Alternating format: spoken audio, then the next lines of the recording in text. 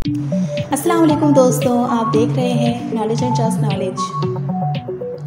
दोस्तों, हज़रत इब्राहीम अलैहिस्सलाम जो अल्लाह के बरगज़ीदा नबी और पैगंबर हैं, जिनको खलीलुल्लाह अल्लाह का दोस्त कहा जाता है। हज़रत इब्राहीम अलैहिस्सलाम को बचपन से ही क़ल्ब सलीम अता किया गया था, चुनांचे उन्होंने इब्तिदा ही से बुत परस्ती की मुखालफत की। अल्लाह की मखलूक में गौर व फ़िक्र के बाद इन्हें यकीन हो गया था कि सारी कायनात को पैदा करने वाला एक माबूद हकीकी है जिसका कोई शरीक नहीं। जैसा कि कुरान पाक में अल्लाह ताला का इरशाद है, और इस तरह हम इब्राहीम को आसमानों और ज़मीन की सल्तनत का नज़ारा कराते, और मकसद ये था कि वो यकीन रखने वालों में शामिल हों। चुनांचे जब इन पर रात छाई तो उन्होंने एक सितारा देखा, कहने लगे ये मेरा रब है। फिर जब वो डूब गया तो उन्होंने कहा कि मैं डूबने वालों को पसंद नहीं करता। फिर जब उन्होंने चाँद को चमकते देखा तो कहा ये मेरा रब है।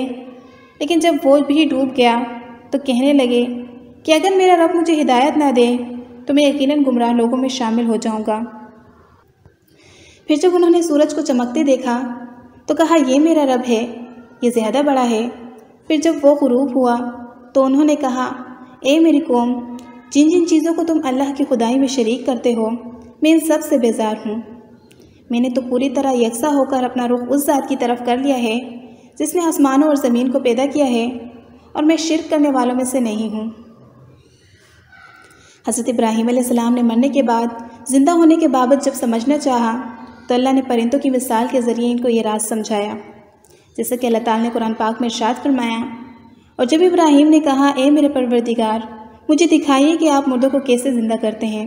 अल्लाह ने फरमाया क्या तुम्हें यकीन नहीं? कहने लगे यकीन क्यों ना होता, मगर यह ख्वाहिश इसलिए की है ताकि मेरे दिल को इत्मीनान हो जाए। अल्लाह ने फरमाया अच्छा तो 4 परिंदे लो और इन्हें अपने से मानूस कर लो, फिर इनको ज़िबह करके इनका एक एक हिस्सा हर पहाड़ी पर रख दो, फिर इनको बुलाओ, वो चारों तुम्हारे पास दौड़े चले आएंगे। इनका वालिद आज़र मजहबी पेशवा था, बुत बनाकर बेचा करते थे। इब्राहीम ने कहा कि तुमने जिन बुतों की परस्तिश अल्लाह के सिवा की है, इन्हें तुमने अपनी आपस की दुनियावी दोस्ती की बिना पर माबूद ठहरा लिया है। इन्होंने जवाब दिया हमने अपने बाप दादा को इन्हीं की इबादत करते पाया है। अल्लाह ताला कुरान पाक में इरशाद फरमाते हैं, जब इसने अपने बाप से कहा ए मेरे बाप, बेशक मुझे वो इल्म अता हुआ है जो तुम्हें हासिल नहीं, इसलिए मेरी अताअत करें, मैं आपको सीधा रास्ता दिखाऊंगा। ए मेरे बाप, शैतान की इबादत ना करें, बेशक शैतान अल्लाह का नाफरमान है। बाप ने इनकी बात सुनकर कहा ए इब्राहीम, क्या तू मेरे माबूदों से फिरा हुआ है? अलबत्ता अगर तू बाज ना आया तो मैं तुझे संसार कर दूंगा, और तू मुझसे एक मुद्दत तक दूर हो जा, यानी मुझसे इतना दूर हो जा कि कभी मुझे नज़र ना आए। इब्राहीम अलैहिस्सलाम ने अपने बाप पर नरमी और मेहरबानी करते हुए कहा आप पर सलामती हो, मैं अपने रब से आपके लिए बख्शिश तलब करता रहूँगा। लेकिन जब बाद में इन पर वाज़ेह हो गया कि वो तो अल्लाह का दुश्मन है, तो इब्राहीम अलैहिस्सलाम उससे बेताल्लुक़ हो गए। जैसे कि कुरान पाक में अल्लाह ताला का इरशाद है, और इब्राहीम का अपने वालिद के लिए बख्शिश तलब करना एक वादे की वजह से था जो वो इससे कर चुके थे। लेकिन जब इन्हें मालूम हो गया कि वो अल्लाह का दुश्मन है तो इससे बेजार हो गए। बेशक इब्राहीम बहुत तहम्मुल वाले थे। दोस्तों, किसी ईमानदार के लिए जायज़ नहीं कि वो किसी काफिर के लिए दुआए मग़फ़िरत करें, बल्कि मोमिन पर हराम है कि वो किसी काफिर या ईसाई वग़ैरह के लिए मग़फ़िरत तलब करे या उससे ये कहे कि अल्लाह तुझ पर रहम करे। इब्राहीम अलैहिस्सलाम के वालिद ने इन्हें धमकी दी थी कि अगर तुम इस दावत से बाज ना आए तो मैं तुम्हें संसार कर दूंगा। वालिद के सख्त जवाब के बाद इब्राहीम ने इनसे अलहदगी इख्तियार कर दी और इन्हें मुखातिब करके फरमाया कि मैं तुम्हें छोड़ता हूँ, और जिन्हें तुम अल्लाह के सिवा पुकारते हो इन्हें भी छोड़ता हूँ। मैं अपने रब को पुकारूँगा, मुझे उम्मीद है मैं अपने रब को पुकार कर महरूम नहीं रहूँगा।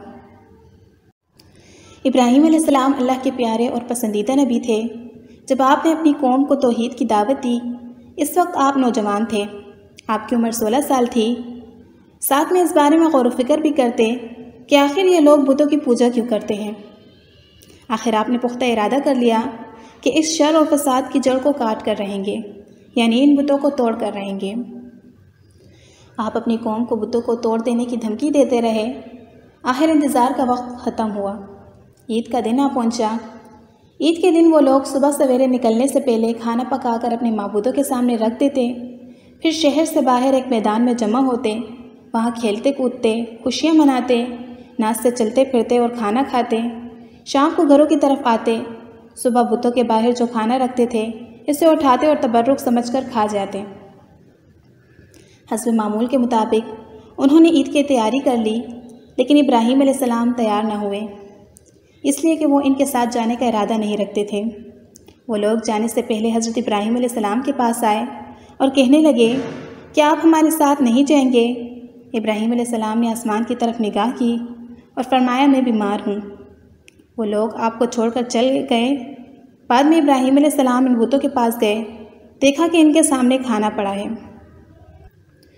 کیونکہ سب لوگ کھانا لائے تھے اس لیے کھانا بہت زیادہ تھا، لیکن ان جھوٹے معبودوں نے اسے کھانا تو دور کی بات اسے چھوا تک نہ تھا۔ ابراہیم علیہ السلام نے انہیں مخاطب کر کے کہا، یہ اتنا سارا کھانا تمہارے سامنے پڑا ہے، تم اس کو کھاتے کیوں نہیں؟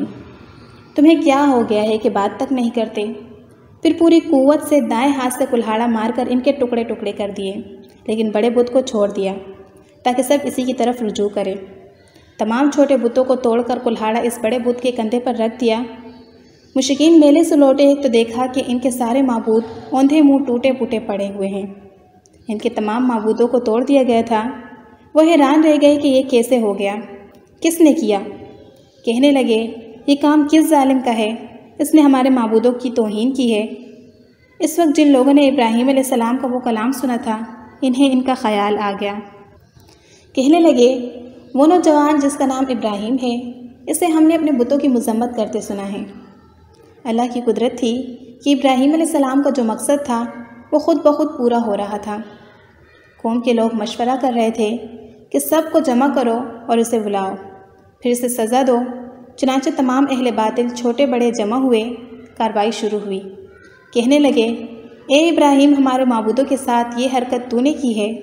ابراہیم علیہ السلام نے جواب دیا، یہ کام تو اس بڑے بت کا ہے، مجھ سے کیوں پوچھتے ہو؟ تم اپنے معبودوں سے کیوں نہیں پوچھ لیتے کہ ان کے ٹکڑے کس نے اڑائے ہیں؟ ابراہیم علیہ السلام کا جواب سن کر وہ سب سوچ میں پڑ گئے، پھر کہنے لگے ہم نے بڑی غلطی کی، ہم نے معبودوں کے ساتھ کسی کو حفاظت کے لیے نہیں چھوڑا۔ اس کا دروازے بات مخصوص کر کے بھی وہ ظالم ایمان نہ لائے، بلکہ شیطان نے ان کے دلوں میں وسوسہ ڈالا اور انہوں نے غور و فکر کر کے کہا، اے ابراہیم، کیا تمہیں علم نہیں؟ یہ تو بے زبان ہیں، یہ بول نہیں سکتے۔ اب ابراہیم نے فرمایا، پھر تم اللہ کے سوا اس چیز کی عبادت کرتے ہو جو تمہیں کچھ بھی نفع نہ دے سکے اور نہ نقصان پہنچا سکے۔ تعجب ہے تم پر اور ان پر بھی جنہیں تم اللہ کے سوا پکارتے ہو۔ کیا تم میں بالکل عقل نہیں؟ اس طرح ابراہیم علیہ السلام نے ان پر حقیقت خوب اچھی طرح واضح کر دی۔ ان سے فرمایا، تم ان کی پوجا کرتے ہو جن کو تم خود تراشتے ہو، یعنی ان کا حال تو یہ ہے کہ تم نے ان کو خود اپنے ہاتھوں سے تراشا اور ان کی عبادت کرنے لگے، جبکہ تمہیں اور تمہاری بنائی ہوئی چیزوں کو اللہ ہی نے پیدا کیا ہے۔ ابراہیم علیہ السلام نے ایک کلہاڑے کی مدد سے ان سب بتوں کو تہس نہس کر دیا تھا۔ یہ اس بات کی واضح دلیل نشانی تھی کہ یہ بالکل بے بس ہے، لیکن اس واضح نشانی کے باوجود وہ اپنے کفر ہی پر ڈٹے رہے اور ابراہیم علیہ السلام کو دھمکیاں دینے لگے۔ کہنے لگے اس کے لیے ایک آتش گڑھا بناؤ اور اسے اس دہکتی آگ میں ڈال دو۔ پھر ان لوگوں نے ایک چٹیل میدان کا انتخاب کیا۔ اس میدان کو پتھروں کی بار کے ساتھ گھیر دیا گیا۔ پھر سب لوگوں کو حکم دیا گیا کہ وہ لکڑیاں جمع کر کے اس گھیری ہوئی جگہ پر رکھ دیں۔ چنانچہ سب لوگ لکڑیاں جمع کر کے وہاں لانے لگے، یہاں تک کہ وہاں کی عورتوں اور بچوں نے بھی اس کام میں بڑھ چڑھ کر حصہ لیا۔ میدان میں اتنی لکڑیاں جمع ہو گئی کہ زمین نظر نہیں آتی تھی۔ یہ لکڑیاں زمین پر ایک اونچی دیوار محسوس ہوتی تھیں۔ پھر ان لکڑیوں کو آگ لگائی گئی۔ جب آگ کے شعلے آسمان سے باتیں کرنے لگے تو انہوں نے ابراہیم علیہ السلام کو آگ میں ڈالنے کے لیے ایک جھولا تیار کیا۔ اس میں ابراہیم علیہ السلام کو رکھا گیا۔ اس وقت ابراہیم علیہ السلام نے دعا پڑھی، حسبنا اللہ و نعم الوکیل، جس کا ترجمہ ہے ہمیں اللہ کافی ہے اور وہ بہترین کارساز ہے۔ تو رسول اللہ صلی اللہ علیہ وآلہ وسلم نے فرمایا کہ یہ دعا ابراہیم علیہ السلام نے اس وقت پڑھی جب انہیں آگ میں پھینکا جانے لگا۔ بعض روایات میں یہ بھی ہے کہ جب حضرت ابراہیم علیہ السلام کو آگ میں ڈالا جانے لگا تو جبریل علیہ السلام آئے اور کہا، اے ابراہیم، کوئی حاجت ہے تو میں حاضر ہوں۔ ابراہیم علیہ السلام نے فرمایا، اگر تم اپنی مرضی سے آئے ہو تو مجھے تمہاری کوئی ضرورت نہیں۔ ایک دوسری روایت میں ہے کہ بارش کے فرشتے نے حاضر ہو کر کہا تھا، اے ابراہیم مجھے حکم دیجیے، میں بارش برسا کر اس آگ کو بجھا دوں، لیکن ایسی تمام روایات ضعیف ہیں۔ یوں بھی اللہ کا حکم ان سے پہلے کام کرنے والا تھا۔ اللہ تعالیٰ قرآن مجید میں ارشاد فرماتے ہیں، ہم نے کہا اے آگ ابراہیم علیہ السلام پر ٹھنڈی ہو جا اور سلامتی والی ہو جا۔ گویا انہوں نے ابراہیم علیہ السلام کو نقصان پہنچانا چاہا، لیکن ہم نے انہیں ہی نقصان پانے والا کر دیا۔ چنانچہ جب ابراہیم علیہ السلام کو آگ میں ڈالا گیا تو وہ ٹھنڈی ہو گئی۔ ابن عباس رضی اللہ تعالیٰ عنہ فرماتے ہیں کہ اگر اللہ تعالیٰ آگ سے یہ نہ فرما دے کہ سلامتی والی ٹھنڈی ہو جا تو وہ اس قدر سرد ہو جاتی کہ اس کی ٹھنڈک سے تکلیف محسوس ہوتی۔ آگ کو ٹھنڈا ہونے کا حکم ہوا، وہ ٹھنڈی ہو گئی۔ اس نے نہ ابراہیم علیہ السلام کے کپڑے جلائے، نہ جسم کے کسی حصے کو نقصان پہنچایا، صرف وہ رسیاں جلائی جن سے آپ کو باندھا گیا تھا۔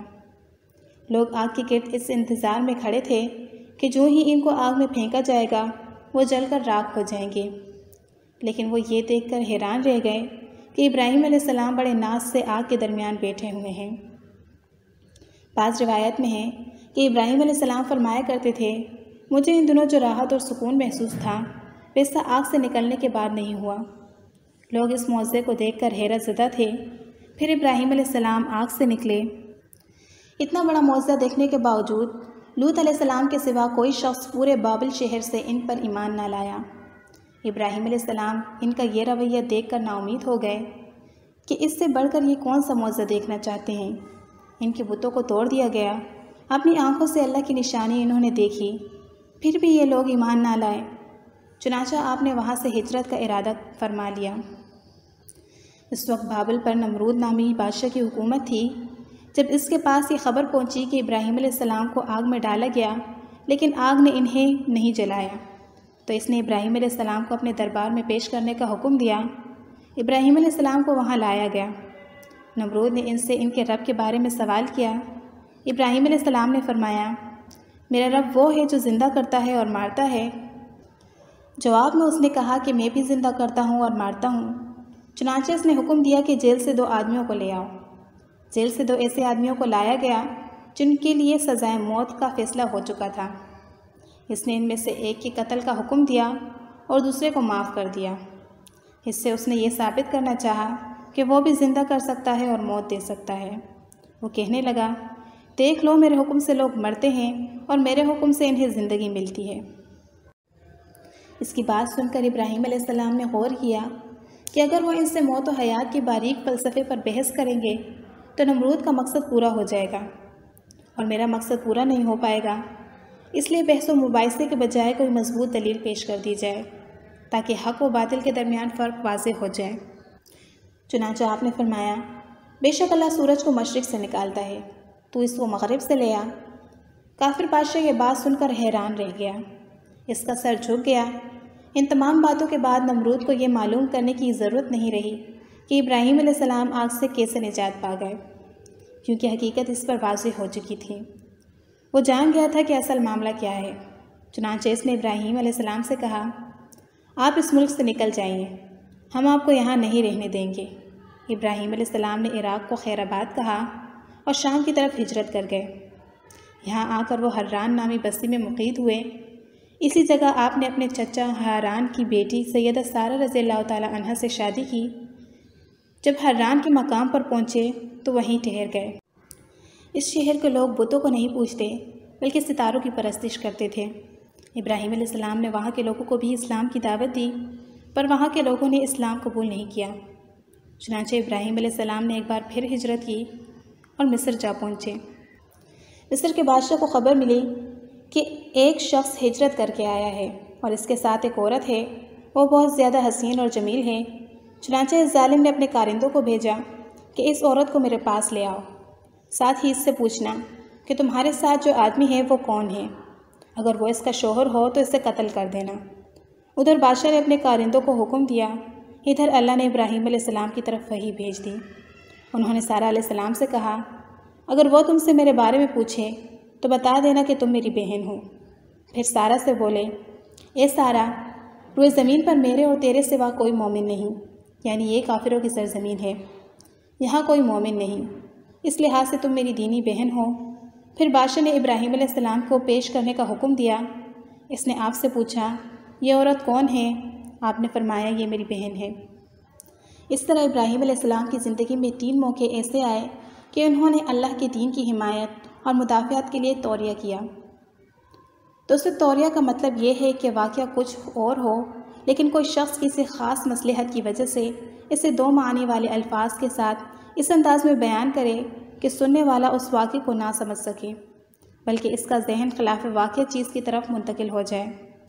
شریعت نے بعض مخصوص حالات میں اس کی اجازت دی ہے۔ وہ 3 مواقع جہاں ابراہیم علیہ السلام نے توریہ فرمایا، ان کی وضاحت کچھ اس طرح ہے۔ ایک یہ کہ آپ نے میلے پر نہ جانے کی غرض سے ان لوگوں سے کہا تھا کہ میں بیمار ہوں۔ دوسرے موقع پر فرمایا تھا، یہ کام اس بڑے سردار بت کا ہے۔ تیسرے موقع پر سارہ علیہ السلام کو دینی بہن قرار دیا۔ اس ظالم بادشاہ نے سارہ علیہ السلام کو اپنی تحویل میں لے لیا۔ جب سارہ علیہ السلام کو معلوم ہوا کہ وہ ایک بدکار شخص ہے تو انہوں نے اللہ تعالیٰ سے دعا کی، اے اللہ، تجھے معلوم ہے میں تجھ پر اور تیرے نبی پر ایمان لائی ہوں اور اپنے جسم کو اپنے شوہر کے سوا ہر ایک سے محفوظ رکھا ہے، لہٰذا آپ اس کافر کو مجھ پر مسلط نہ کیجیے گا۔ چنانچہ اس کافر نے جب سیدہ سارہ کو پکڑنے کے لیے ہاتھ بڑھایا تو اس کا ہاتھ شل ہو گیا اور اپنی جگہ پر جم گیا۔ وہ چیخ و پکار کرنے لگا۔ اس میں اتنی طاقت نہ رہی کہ اپنے ہاتھ کو حرکت دے سکے۔ اس کی آواز سن کر اس کے محافظ بھاگے ہوئے آئے۔ انہوں نے اس کے ہاتھ کو چھڑانا چاہا لیکن چھڑا نہ سکے۔ اس کی یہ حالت دیکھ کر سیدہ سارہ رضی اللہ تعالی عنہا خوفزدہ ہو گئی۔ انہوں نے سوچا کہ اگر یہ مر گیا تو لوگ کہیں گے کہ اسے میں نے قتل کیا ہے۔ چنانچہ انہوں نے اللہ سے دعا کی کہ اسے چھوڑ دیا جائے۔ اللہ تعالیٰ نے آپ کی دعا قبول کر لی، اس کا ہاتھ ٹھیک ہو گیا، لیکن وہ ظالم پھر بھی نہ ڈرا۔ اس نے ایک بار پھر آپ کی طرف ہاتھ بڑھایا، اس کا ہاتھ پھر شل ہو گیا۔ سیدہ سارہ نے پھر دعا کی، وہ دوبارہ ٹھیک ہو گیا۔ وہ پھر بھی باز نہ آیا۔ تیسری بار پھر اس نے ان کی طرف ہاتھ بڑھایا، اس بار بھی اس کا ہاتھ شل ہو گیا۔ اب وہ سیدہ سارہ علیہ السلام سے کہنے لگا کہ اب کی بار اگر تو مجھے اس مصیبت سے نجات دلائے گی تو میں تجھے چھوڑ دوں گا اور کبھی تیرے آڑے نہیں آؤں گا۔ چنانچہ سیدہ سارہ نے اللہ تعالیٰ سے دعا کی، وہ ٹھیک ہو گیا۔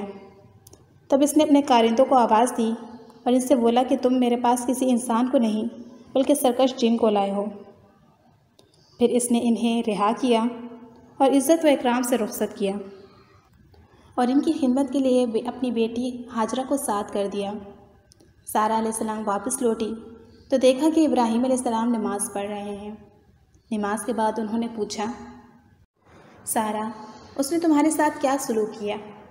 سیدہ سارہ علیہ السلام نے سارا واقعہ اسے سنا دیا۔ سن کر آپ نے فرمایا، الحمدللہ۔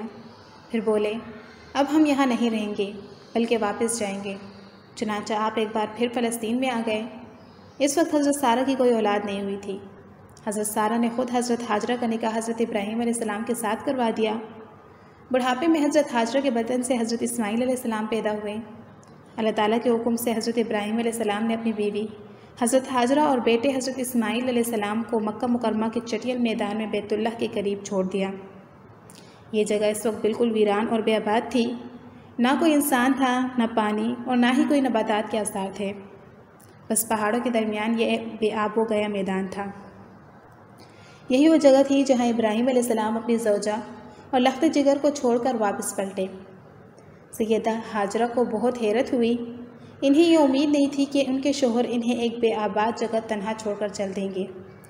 چنانچہ انہوں نے ابراہیم علیہ السلام کو آواز دی، لیکن انہوں نے مڑ کر بھی نہ دیکھا۔ اب وہ ان کے پیچھے آئیں اور قریب پہنچ کر بولی، اے ابراہیم، ہمیں کہاں چھوڑے جا رہے ہو؟ یہاں نہ پانی، نہ خوراک، نہ کوئی انسان ہے۔ ابراہیم علیہ السلام نے پھر بھی کوئی جواب نہیں دیا، کوئی پریشانی بھی ظاہر نہ کی اور چلتے رہے۔ سیدہ ہاجرہ بھی آپ کے پیچھے چلتی رہیں اور پوچھتی رہیں کہ ہمیں کس کے حوالے کرتے جا رہے ہو، لیکن انہوں نے تب بھی کوئی توجہ نہیں دی۔ آخر سیدہ ہاجرہ نے کہا، کیا آپ کو اللہ نے اس کام کا حکم دیا ہے؟ تب آپ نے جواب میں فرمایا، ہاں۔ تب سیدہ ہاجرہ بولی، اگر یہ بات ہے تو اللہ تعالیٰ ہرگز ہمیں ضائع نہیں ہونے دے گا۔ چنانچہ خوراک اور پانی چند دنوں میں ختم ہو گئے۔ پانی کا ایک قطرہ پاس نہ رہا۔ اب پانی کی تلاش شروع کی، لیکن اپنے لیے تو درکنار ماں کو بیٹے کے لیے بھی پانی نہ ملا۔ اب جب بچہ بھوک سے بلکنے لگا، انہوں نے بچے کو وہیں چھوڑا اور تیزی سے قریبی پہاڑ صفا کی طرف لپکی۔ اوپر چڑھ کر ادھر ادھر نظر دوڑائی کہ شاید کسی طرف پانی یا خوراک نظر آ جائے یا کسی انسان کی جھلک نظر آ جائے۔ جب کچھ نظر نہ آیا تو مروہ پہاڑی کی طرف چل دی۔ وہاں بھی چاروں طرف نگاہ دوڑائی، لیکن کچھ نظر نہ آیا۔ خیال آیا کہ پھر کوشش کرنی چاہیے۔ بار بار کوشش کے خیال سے انہوں نے صفا اور مروہ پہاڑیوں کے درمیان 7 چکر لگائے۔ یہی وجہ ہے کہ مسلمان عازمین حج صفا اور مروہ کے درمیان سعی کرتے ہیں تاکہ اس واقعے کی یاد تازہ ہو جائے۔ جب وہ آخری مرتبہ مروہ پر پہنچی تو انہوں نے ایک آواز سنی۔ یہ آواز اسماعیل کے قریب سے آئی۔ انہوں نے پوری توجہ سے آواز سننے کی کوشش کی اور جلدی سے اسماعیل کے قریب پہنچے اور دیکھتی ہیں کہ اسماعیل کے قدموں کے نیچے سے پانی پھوٹ رہا ہے۔ ان کے جبریل کو اللہ نے اس صابرہ خاتون کی مدد کے لیے بھیجا تھا۔ انہوں نے زمزم والی جگہ پر اپنا پر مارا تو اسماعیل کے قدموں کے پاس سے ایک عظیم چشمہ رحمت نمودار ہوا۔ یہی آب زمزم کا آغاز تھا۔ سید ہاجرہ کی خوشی کی انتہا نہ رہی جب انہوں نے دیکھا کہ پانی پھوٹ پھوٹ کر چاروں طرف بہہ رہا ہے۔ زمین ہموار تھی، اس لیے انہوں نے زمین کو کھودنا شروع کیا تاکہ پانی ادھر ادھر نہ بہہ جائے۔ پھر انہوں نے اس گڑھے کے چاروں طرف پتھر رکھ دیے اور زبان سے زمزم کے الفاظ ادا کیے۔ دوستو، زمزم کا مطلب ہے رک جا۔ نبی اکرم صلی اللہ علیہ وآلہ وسلم کا فرمان ہے کہ اللہ اسماعیل کی والدہ پر رحم فرمائے، اگر وہ جلد بازی سے کام نہ لیتی تو زمزم ایک بہنے والا چشمہ ہوتا، لیکن انہوں نے اس کے گرد بند باندھ لیا۔ انہیں دراصل پانی کی شدید ضرورت تھی، اس لیے انہوں نے پانی کو اپنے ساتھ جمع کر دیا تاکہ بہہ کر ضائع نہ ہو جائے۔ انہوں نے اسماعیل کو پانی پلایا اور خود بھی پیا، اور یہ اللہ تعالیٰ کی طرف سے ان کی مہمان نوازی تھی۔ مجھے امید ہے کہ آج کی اس ویڈیو سے آپ کو بہت کچھ جاننے کو ملا ہوگا اور یہ ویڈیو آپ کو پسند آئی ہوگی۔ اگر یہ ویڈیو آپ کو اچھی لگی تو اسے لائک کیجیے اور مزید اس طرح کی انفارمیٹیو ویڈیوز کے لیے اس چینل کو ضرور سبسکرائب کریں۔ اب ملوں گی آپ سے نئی انٹرسٹنگ ویڈیو میں، تب تک کے لیے اپنا بہت سا خیال رکھیے گا۔ Thanks for watching this video. اللہ حافظ۔